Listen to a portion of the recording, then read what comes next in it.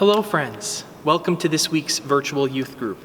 It's really good to have you with me, so thank you for taking some time to participate in this. I really wish we could gather here together at St. Patrick's like we typically would, but while we can't, I think it's appropriate for us to talk about the church. And so I'm here in St. Patrick's worship space as part of the church. And I think oftentimes when we talk about the word church, we think about this building. We think about the building that we gather to join together with friends and family to worship God. We think about the building we go to participate in religious formation and fish fries and country fest and all those things. But the reality is the church is so much more than that. This is a physical church, the physical church in which we have walls made out of brick and cement that we can gather together in. But even during these times when we can't gather for public masses, when we can't gather here in this building, the church is still alive and well. Because the church is not just this building. The church is each of you. We are the church, each and every one of us as baptized members of the church. Each one of us as baptized members of the body of Christ represent the church. The church simply begins in this building. That's precisely why at the end of Mass, deacon or father say, go in peace, glorifying the Lord. And we say, thanks be to God.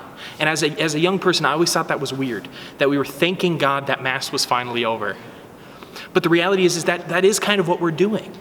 Not because we don't like Mass, but because our faith begins at Mass. The church begins at Mass. But when we go forward, when we leave this building, we are called to bring the church out into the world. We're called to bring the light of Christ into the darkness. And these days, we have more of an opportunity to do that than ever before. And this isn't the first time in church history that something like this has happened. All throughout history, at times when it's been hardest to be the church, at times when the church has not been able to gather within its walls to celebrate the Mass, some of the greatest saints have risen up to bring the church into the world. And each and every one of us have that opportunity to do that right now. We all have the opportunity to be the church to someone. Maybe it's to a friend or to a family member. Maybe it's to a stranger that we might run into at the grocery store. Ideally, we run into them from about 6 feet away. But we have the opportunity to bring the church into the world. And I'm confident that God is calling each and every one of us to play our part. Because St. Paul tells us in the New Testament that all of us are members of the body of Christ, and each member plays a special role. Without ears, the body would not be able to hear. Without eyes, the body would not be able to see.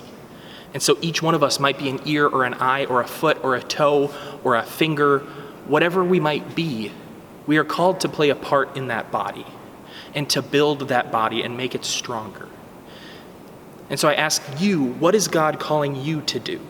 Who is God calling you to be the church for today? Maybe it's your parents, maybe it's a sibling, maybe it's a friend that's having a hard time. Maybe it's a grandparent or a neighbor. Whoever it is, we are called to love as the church, even when we can't gather inside the walls of the building. And so I encourage you to go out and be the church. Thank you.